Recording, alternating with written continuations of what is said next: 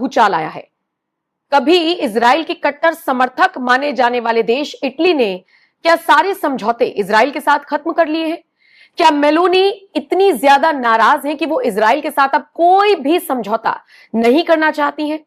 क्या जितने भी हथियार इजराइल भेजे जा रहे थे उन सब पर रोक लगा दी है? जो अग्रीमेंट हर 5 साल में रिन्यू हो जाता था, उसको रोकने के पीछे की वजह क्या है? आज इस वीडियो में इन सारी चीजों को, इन सारे सवालों के जवाबों को डिकोड करने की कोशिश करेंगे और आपको यह भी बताने और समझाने की कोशिश करेंगे कि आखिर वजह क्या है कि मेलोनी ने अपने कदम पीछे खींचे हैं और वो इजराइल से नाराज बताई जा रही है। इस पूरे विवाद की शुरुआत कहां से हुई, इसको समझने के लिए आपको यह जानना होगा कि अमेरिका और इजराइल ने ईरान पर हमला किया। आप जानते ही हैं जिस तरीके से अटैक हुआ उसमें ईरान के सुप्रीम लीडर खामेनेई मारे गए और उसके बाद से दोनों तरफ तबाही का मंजर देखा गया। लेकिन हम देख रहे हैं कि ईरान भी लगातार लड़ रहा है। उसके बाद फिर बैठकों का दौर चलता है, जब पूरी दुनिया पर इसका इफेक्ट पड़ने लगता है और पूरे देश की नजरें, पूरी दुनिया की नजरें इस पूरे युद्ध पर पड़ने लगती हैं और असर दिखने लगता है, तो फिर कुछ लोग आए मध्यस्थता का प्रस्ताव लेकर। पाकिस्तान इसमें इन्वॉल्व रहा और पाकिस्तान की धरती पर सीज फायर कराने की कोशिश की गई, लेकिन ये सो कॉल्ड सीज फायर सिर्फ बैठकों में चला और कागजों में चला। जमीनी स्तर पर अभी भी इजराइल लेबनान को लगातार तबाह करने की फिराक में है, मिसाइलें लगातार दागी जा रही हैं। तो क्या यही वजह है कि रोम और तेल अवीव, यानी कि हम जिक्र कर रहे हैं इटली का और इजराइल का, इनके बीच में तल्खी बढ़ी है? यही समझते हैं। दरअसल इस तनाव की सबसे बड़ी वजह क्या है? लेबनान में यूनिफिल मौजूद है, यूनिफिल की चौकियां, यानी कि United Nations interim force in Lebanon, इसकी चौकियां मौजूद है। लेबनान में शांति बनाए रखने के लिए इटली के भी लगभग 1000 से ज्यादा सैनिक वहां पर तैनात हैं। लेकिन इजरायली सेना लगातार लेबनान में गोलाबारी कर रही है। आईडीएफ की गोलाबारी में इन ठिकानों को, इन चौकियों को भी नुकसान पहुंचा है, जिससे कि मेलोनी सरकार आग बबूला है। प्रधानमंत्री मेलोनी ने इसे अनएक्सेप्टेबल बताया है, यानी वो कह रही है कि हम इसे स्वीकार नहीं करेंगे। और ऐसे में उन्होंने कह दिया है कि इजरायली सेना को इस बात को समझना होगा कि अंतर्राष्ट्रीय नियमों का अगर आप उल्लंघन करेंगे तो हम इसे नहीं मानेंगे। जाहिर सी बात है, अब इसके बाद इटली की प्रधानमंत्री मेलोनी क्या इजराइल जाएंगी, ये बड़ा सवाल है।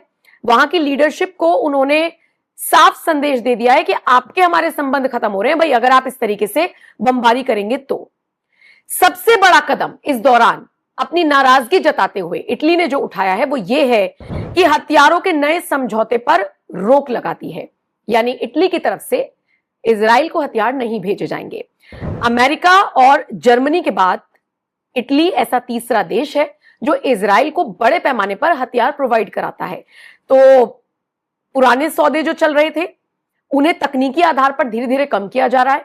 5-5 साल का जो एग्रीमेंट रिन्यू होता रहता है उसको स्टॉप कर दिया है। मेलोनी ने कहा है कि हम इसे रिन्यू नहीं करेंगे।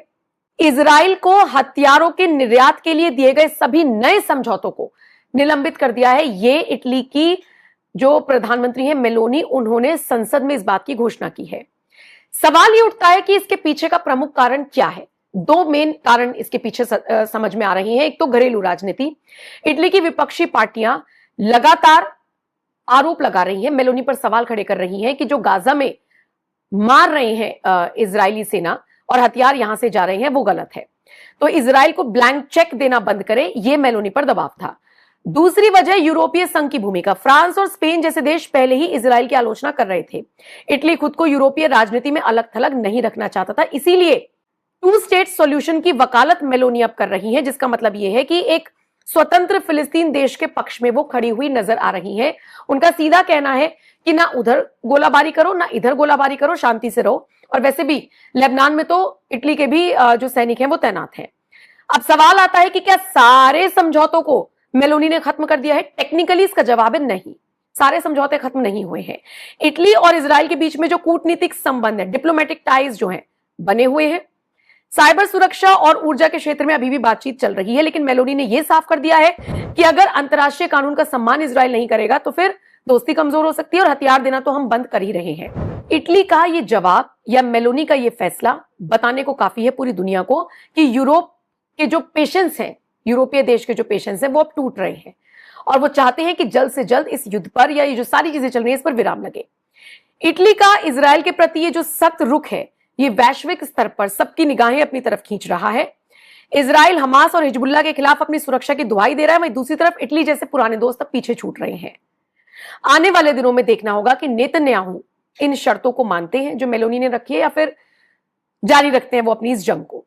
तो फिलहाल इटली के प्रधानमंत्री ने यह फैसला लिया है और सारे समझौतों पर रोक नहीं लगाई है, लेकिन हां, रिन्यू नहीं होंगे प्रोजेक्ट्स, हथियारों को बंद कर दिया है, कूटनीतिक तौर पर जुड़े हुए हैं, डिप्लोमेटिक तौर पर जुड़े हुए हैं, लेकिन जमीनी स्तर पर मदद ना करने का फैसला इटली ने लिया है। अब आप इस पर इटली संबंध मजबूत।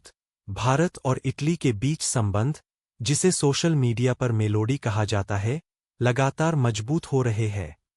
दिसंबर 2025 में दोनों देशों ने जॉइंट स्ट्रैटेजिक एक्शन प्लान 2025 से 29 फीट के तहत रक्षा, सुरक्षा और व्यापार में सहयोग बढ़ाने पर सहमति जताई थी।